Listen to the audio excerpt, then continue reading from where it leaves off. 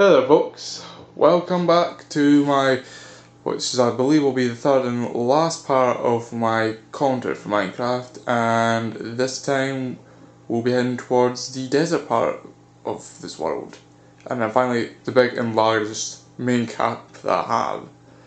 And again, you've noticed that the world has changed somewhat significantly, and now with this being the plastic texture pack. And to be honest, I think this changes a lot.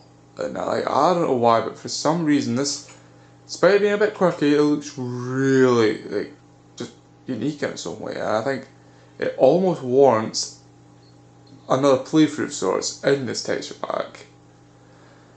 You know, so it's like really good to have. Again, a shame though, it doesn't really change much in the map, but you know, can't ask for everything. What is important to note is that all the items once again get changed, and you know, that's actually the weird thing about it. Instead of having like pixelated or just different coloured pictures, they actually have entirely new ones, which should be interesting to look at when we get to this place here. Right, now what you see ahead is indeed all this bit that was built by me, and it was just, it's crazy to think this is what's come to, you know, just all of this. It's like gigantic. Yeah, it's humongous. Like really huge. And yeah, here's some of the paintings here that I have. Whoa. Oh yeah, this is the back of town. Oh my god, this. I'd say maybe the trees nearby ruin it a bit, but to be honest, they are part of the scenery, and it's just like to have this whole view ahead. It's like real impressive. Anyway, once again, I've got several functionalities. This being a storeroom of sorts. Yeah, not much else I can comment on. And I've got quite a bit of stuff around here, you know. Yeah, I would say that overall I've done not too bad for myself. No, but here's the other room, the bedroom, and it's again something quite fancy, especially with the windowsills that you can look outside of. Okay, now it's quite fancy. Whew. Anyway, then we go downstairs, and once again looking pretty stylish. And let me see. Yeah, here's the enchanted library, which is actually more flexible this time around, because if you use the levers, you can actually alternate between what levels you use, whether it be like the minimum 8 or up to the maximum 30. So in a way, it's like, I'll show you. Let me see if I can use an iron. See how it's like 4, 6. See how they're all pretty low, right? But then once I pull this up and I try again, they're a lot higher this time. See, so it's like really flexible in a way. And then we have the kitchen, and now which, again, it's mostly to do with being able to like cook all sorts of stuff. And again, it's quite handy to have. In fact, really handy. But yeah, I'd say overall, this world is actually probably one of the best. Well, not the world, the camp. Yeah, this camp is by far the best. I put tons of effort into it, and I think, yes, it shows. Right. Oh, now that we've gone outside, yeah, we can see how pleasant the place is. I mean, mind you, it may not look like it, but we are in a desert. So, to have all of this, and it took me not just days, but I'd say at least 2-3 weeks to even get started, and another couple before I could really make progress. And but yeah, in case you wonder who these fellows are, these are the villagers you can get in the game. Now, the thing is, with me, I actually had to... How to say this? I actually had to construct these villages. By that I mean, and before you start a world, you get an option where you can have villagers structured or not. I chose no for mines, and what it meant is that I couldn't actually... There was no natural towns for me to build. So, with that, it meant that I had to actually build my own. And it took me some figuring out what to do, but eventually I managed to get a rough idea of how the system worked. And, you know, I'd say now that I've got a good idea of how to go about it, you know, it's not all that bad. Yeah. And mind you, some of these guys have really good stuff, you know, it's like... I can't argue with the blacksmiths, is it? They've got like some of the best things you can ask for, fucking, where's that other guy? Yeah, see, look at that, really good. I mean, it may seem like a rip-off, but once you get to the diamond stuff, I mean, look here, 6 emeralds for an iron axe, then 10 emeralds. Like, you can't compare them. That only lasts a sixth of the amount that a diamond axe does, and he's only asking for 4 emeralds more, less than half. Or less than double than what the iron axe would be. And it's like, that's a really good price to go for, you know? And this is one May or something, but yeah. I swear, I must have at least 20 villages, if not more. But now it's like, it's crazy, but you know, there you are. I have all these villages and all these apartments to fill out, so it's like, you know, it's all here if they need it. Oh yeah, that also reminds me, and speaking of which, I've actually got a bit more of an advanced farm over here. And now I've got like a... I think it's 2x8 wheat farms, so that's like 32 wheat here, and then we have 6 pumpkins I have, and also 5 melons. I actually wonder why the hell did I change that there. Oh well. But yeah, I'd say that actually, what I think is really good about this one in particular is that I can actually be outside and feel safe. Not a single thing can penetrate from that. So not even spiders anymore, and they used to be quite a problem. So it's like, yeah, so much more I can ask for in this world. Why do I keep calling? See, this is the thing. It's so big. It's hard to call it a camp because you're not really restricted, and that to just the insides of the building, because there's actually an open ground outside that's safe, and that's a really good thing about it. And but anyway, moving on downwards, we have a bit more unique features, and the first of which I'd like to show you is the museum. And this is probably one of the most pointless features I've done, but I just figured, since I'd like to try to do something a bit cosmetic for a change, I would make a museum of all the rare blocks you can get, the ones you can't normally obtain, like grass block here, then over here coal ores. There's also mycelium you can get on mushroom biomes.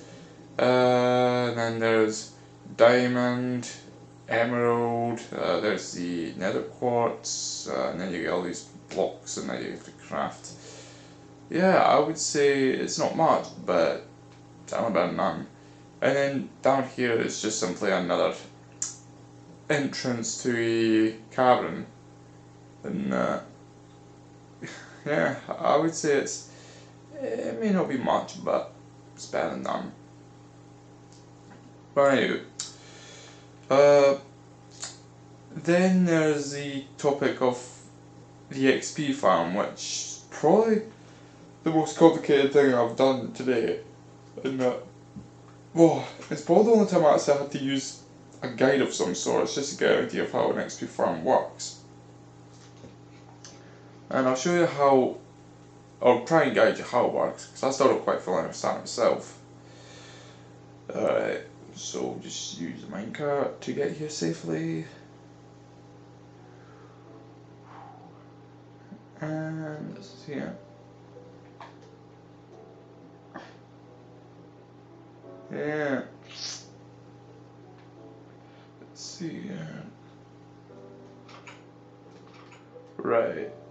Well, as you can see, this is a skeleton experience farm.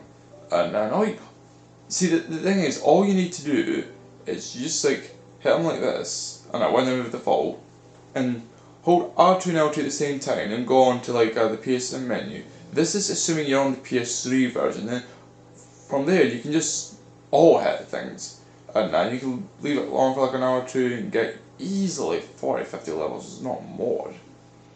And it's quite crazy because it actually works, and you can get a fair amount of loot as well. And although I mostly do it for the experience, and that's the main reason why I do it. And but it takes a little bit of time to get it started. But once it gets going, it's pretty fast. Of course, I won't be waiting here for that long. But from what I understand, what I had to do is I had to put several water buckets in the generator room so that they would drift towards a small narrow tunnel, which would build like a vertical. Maybe it's not the right term. A water tunnel that would boost them upwards. Then the final one at the top that would drift them towards the next tunnel that would lead them right down here. That the fall severely hurts them, but it doesn't kill them. See, like that.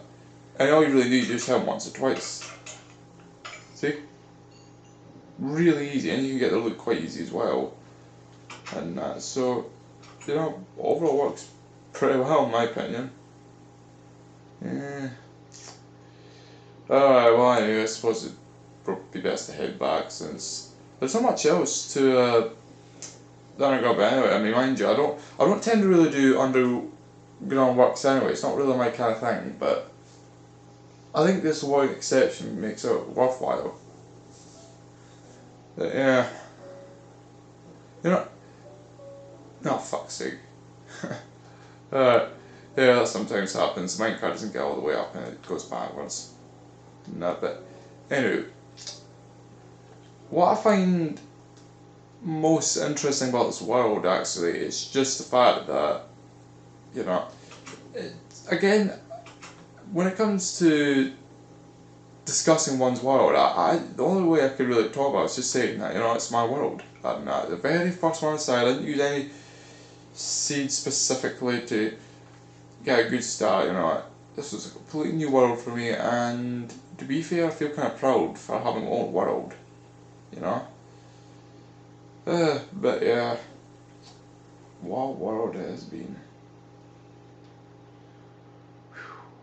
Yeah, I suppose I'll listen to this music here, because this was probably one of my favourite tracks, and if I'm being honest, at least the one I like the most so far.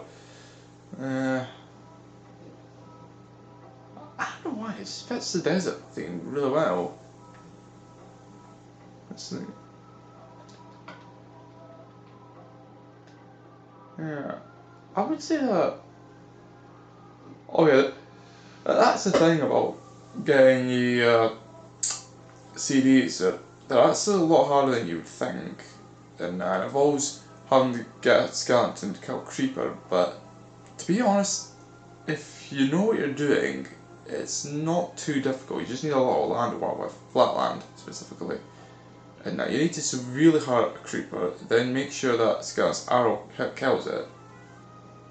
And of course, you need to test a lot to find out the exact amount.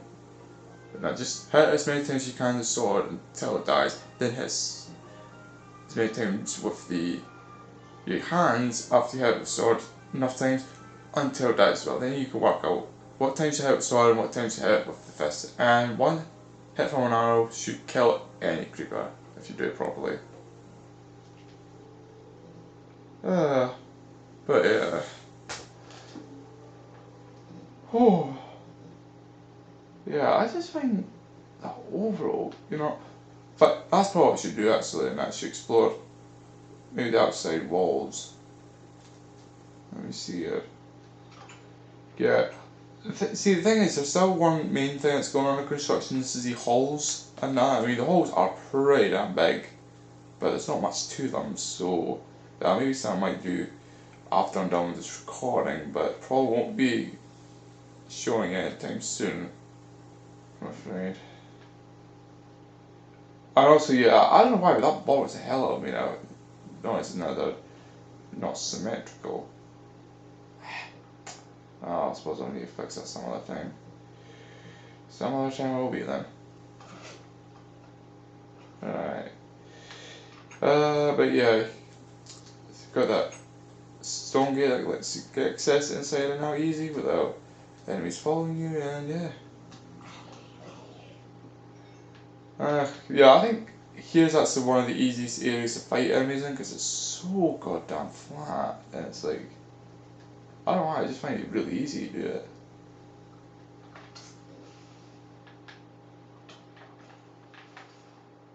See, like, really easy. Yeah. Oh, yeah, just fine. Anyways, you know, it's like, I don't know why, but I think once you get to a certain point in the game, it actually becomes quite easy. I mean, look how much damage you're doing with the sword. I think this sword's actually got a smite 3, which I don't know if that's... See, there's some enchantments I still don't know what to do in the game, you know? I know that may sound weird, but it's like, I have no idea what smite does and that.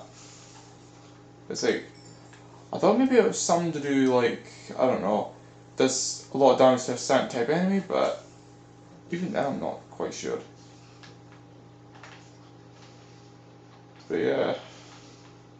Yeah, I would say overall, the game isn't all that bad, to be honest. Oh, wonderful.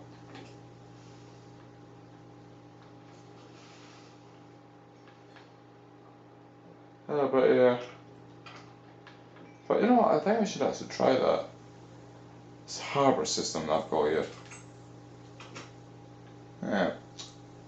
Let me see this one here. Alright. So yeah, if I'm being quite honest here, you know, when it comes to like using boats, I've never been keen on them. I don't know why. I just think, when I think of transportation, I think the minecart system beats it every time. Although I suppose it's maybe better getting to some of the coastal lands at sea. Or maybe it's just some people like the way it drives better. But then that happens. See, that's another disadvantage, and it's one that actually makes me not want to use it all that much. Is that it breaks. Yep, it breaks. And that actually kind of annoys me. No, it's not the biggest deal game breaker, but it's like, I actually wish there was, honestly, maybe it's just me, but I wish there was some sort of iron or fucking boat that wouldn't break, but I guess maybe that might not be entirely realistic, but oh well. Yeah. Just trying to think. Oh, the fuck? What the hell broke it this time? Oh, that's bollocks. I tell you, boats, got all of them. Yeah, I find boats to be a bit too clingy a lot of the time. But anyway. Yeah, I think there's like 3 harbours that I have in the game. And I'm gonna try to see if I can find. Yeah, see over there, there's the jungle harbour, and it's like, I think it's one of the last things I did before I actually started this recording. And I thought, let me see. And all you would just need to do is just slowly put things out here. And there you go. And then you would just go onto another boat and move again. Huh. I wonder where the hell. should just be a little right to the islands and that. But yeah, if I'm being quite frank, if you want to ask my opinion of the game, I would say it's actually really good. And I mean, when first time I saw a playthrough of Minecraft, I was just trying to remember, I think it's a Tetra Ninja, although he went by a different name at the time. And his playthrough, oh, wow, that was pretty good. And it made me want to play Minecraft. The problem was that it wasn't even on Xbox yet, and then when it did come to consoles, it was on Xbox first, and I was kind of effed at that.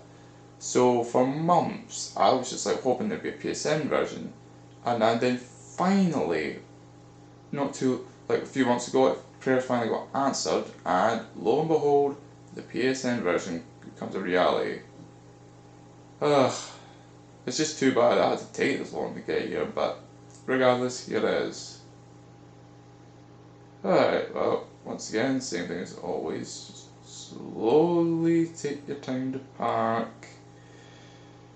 Yeah, the system's still a bit fidgy, unfortunately, but at least it's here. And, well, there you go. Voila! Alright, well, I think it should be now about time and that to call this a bit of a close in that sense. Yeah, it's about time. About time that I've finished recording for Minecraft, but if you want to ask for my honest opinion, I would say get this game without a doubt.